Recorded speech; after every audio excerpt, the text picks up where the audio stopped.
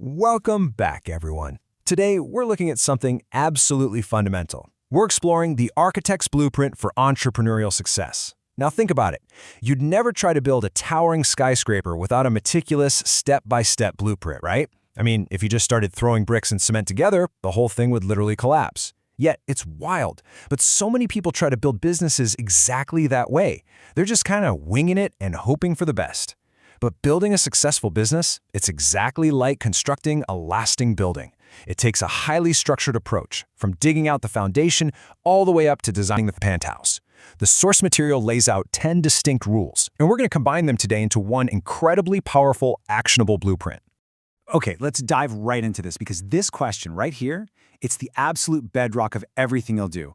What problem am I solving? And, right next to that, why would someone actually pay for this? The source material makes a brilliant point here that we honestly forget all the time. People don't buy products, they buy solutions. They buy a way out of their frustration, maybe a shortcut to their goals, or relief from a massive pain point. To put it simply, people don't buy a quarter-inch drill, they buy a quarter-inch hole in the wall. If your business idea doesn't clearly answer this fundamental question and solve a specific problem, you're not building yet, you're really just daydreaming. So here's our structural roadmap for today's explainer. First, the blueprint for success, then pouring the foundation.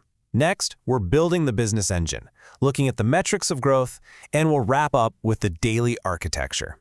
Starting off with part 1, the blueprint for success, and turning ideas into architecture. Moving right into part 2, pouring the foundation. This is all about the groundwork for success. Now, the actual concrete of that foundation is knowing your customer. You need to know their exact age, their interests, and their biggest problems. But crucially, and this is a big one, you absolutely must know where they spend their time.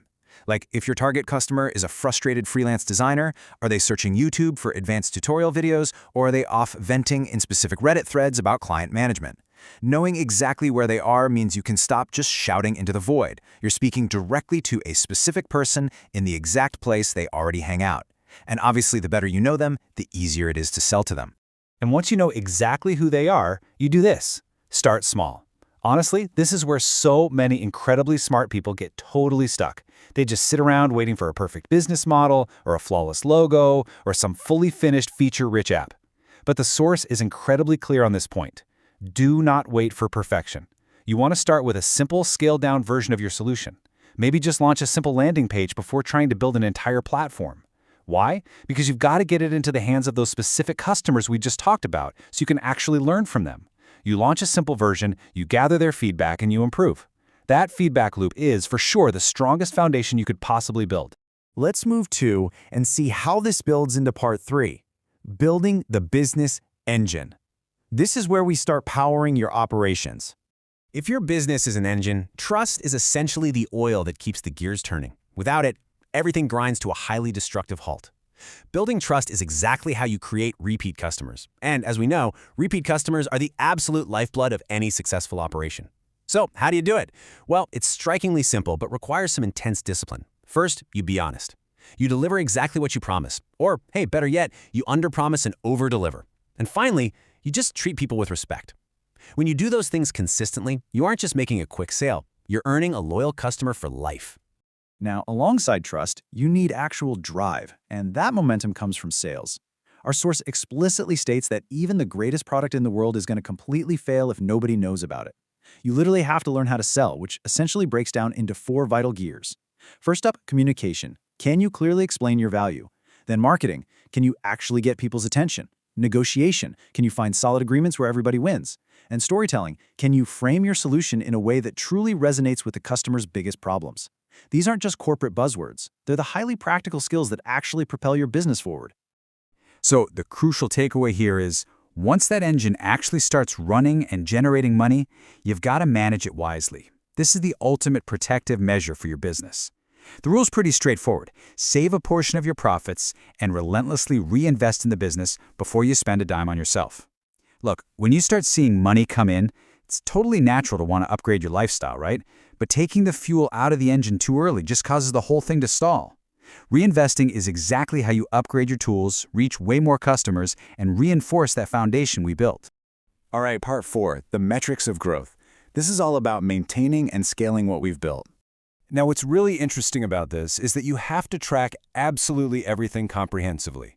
You need to know your exact sales, your precise expenses, your profit margins, and your total number of customers. But the ultimate metric here, customer satisfaction. This isn't just about dollars and cents. It actually loops directly back into knowing your customer and building that essential trust we talked about. If you're obsessively tracking revenue but completely ignoring customer satisfaction, you're just flying blind. You need the complete dashboard to really know the true health of your business. And this entire mindset is perfectly captured in this classic business philosophy: what gets measured gets improved. Because if you aren't tracking those numbers, you're basically just guessing. Think about it. When you actually measure your expenses, you naturally find ways to lower them. When you track customer satisfaction, you naturally find ways to elevate it. Tracking is exactly what ensures your growth remains steady, predictable, and totally manageable. We also have to talk about the reality of the timeline. The source notes a pretty harsh reality here. A lot of businesses fail simply because owners rely on that explosive, fiery motivation of day one. But you know, as well as I do, motivation fades. It's the unglamorous, consistent, brick-by-brick effort over months and years that actually builds the skyscraper. Consistent effort is going to beat those short bursts of motivation every single time, no contest. And to help you maintain that consistency, you really need to train yourself to think long-term. Whenever you're faced with a tough choice, challenge yourself directly with this question. Will this decision still be good for my business in 5 years? It is so incredibly easy to take a shortcut just to make a quick buck today, but if that shortcut damages your reputation, it's going to destroy your business tomorrow.